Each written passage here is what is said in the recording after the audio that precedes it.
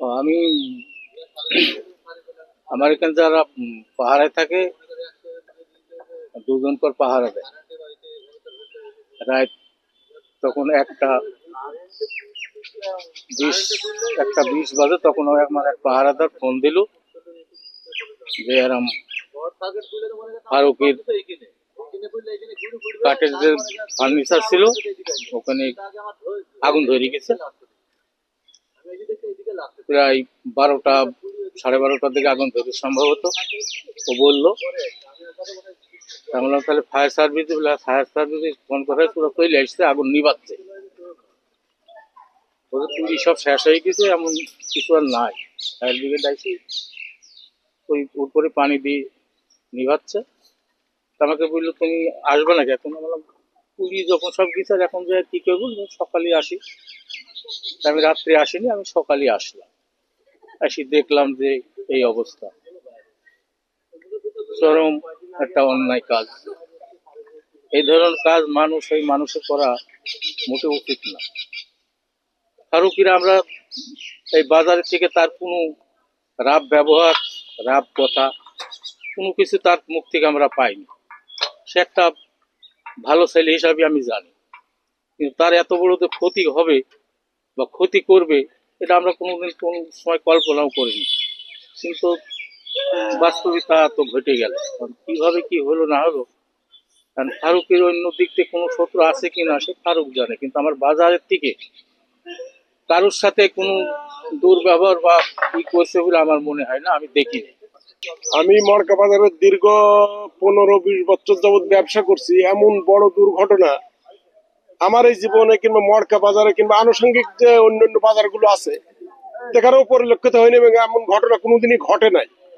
এবং যে ছেলেটা দোকান করতে এখানে, আমরা তাকে ভালোভাবে চিনি, অত্যন্ত ভদ্র অনেস্ট একটা ব্যক্তি এবং সে নিখুঁত একটা মানুষ। তার সাথে কারো দ্বন্দ্ব আছে বলে আমার জানা নেই, কিন্তু এত বড় একটা ক্ষতি কে বা কাহারা করলো এটা তো আমরা ধারণাই নিতে পারছি না, এটা সন্দেহ করতে পারছি না। এটা খুব বৃহত্তম একটা ক্ষতি, তার জীবনের সর্বোচ্চ ক্ষতি মনে হয় এটা। শুধু তার জীবনটাই আছে, তাছাড়া তার যা কিছু ছিল সবকিছু এখানে বিনিয়োগ করা ছিল। সে বিনিয়োগের ফলেই কিন্তু সে টুকটাক করে ঋণগ্রস্ত মানুষ সবকিছু মোকাবেলা করে যাচ্ছিল। কিন্তু যে ক্ষতি হইলো, এই ক্ষতি তো অফুরন্ত ক্ষতি। এই ক্ষতি আর কোনোদিনই ওই ছেলের দ্বারাই পরিপূর্ণ হবে বলে আমার একটা ধারণা না। এবং এত বড় ক্ষতি যেটা ভাষায় প্রকাশ করার মতন নাই। এতগুলো মেশিন, 4-5টা মেশিন, এবং সবই দামি জিনিস, এবং অসংখ্য কাঠ ছিল, সাইজ কাঠ, যে কাঠের দাম এখন মনে হয় 12, 14, 1500 টাকা সেফটি। এমন কাঠ ছিল অসংখ্য, এই কাঠগুলো পুড়ে গেছে, মানে কিছুই নেই এখানে, আর কিছুই নেই। ওই ছেলেটার বলতে এখানে আর কিছুই নেই জমিটুক ছাড়া। 32 ইঞ্চি জেভিকো টিভি এখন মাত্র 15,000 টাকায়, সাথে পাচ্ছেন 3 বছরের প্যানেল ওয়ারেন্টি। হ্যাঁ, আমার দোকানে আমরা কাজ করছি, সারাদিন কাজ করে সন্ধ্যাবেলায় বাসায় গেছি, যাই শুয়েছি রাত 11-12টা 52 মিনিটে আমার কাছে ফোন দিচ্ছে, বলছে যে তোমার ফার্নিচারে আগুন ধরে গেছে। আমি এসে দেখছি মনে করেন পুরাটাই পুড়ি নামি চলে গেছে। দেখার পরে মনে করেন এই পর্যায়ে এসে এখন এই অবস্থায় দাঁড়িয়ে, এখন বা কারা হিংসামূলক ভাবে মনে করেন আগুনটা ধরাই দিয়েছে, যে আমার এই ক্ষতি দেখো 25 থেকে 30 লাখ মতো যাবে। মেশিন পত্র দিয়েছে। জি ভাই, আমার লোন করা আছে। কোন ব্যাংকে কত টাকা? আমার ব্যাংকে নাই ভাই, আমার এনজিও তে করা আছে। কোন এনজিও?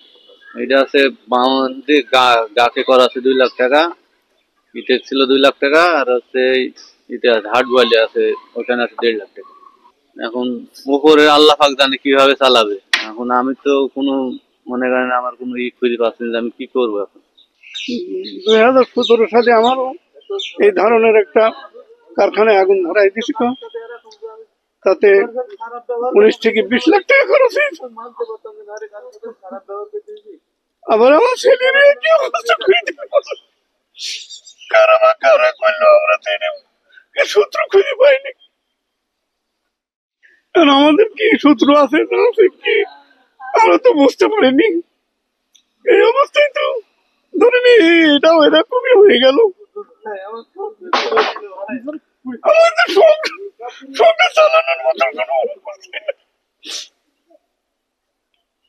আমার ছেলেদের নিয়ে যাই দুটো খাবার খাবে, সেটাকেও নাই এখন। কি বলবো বলেন আমার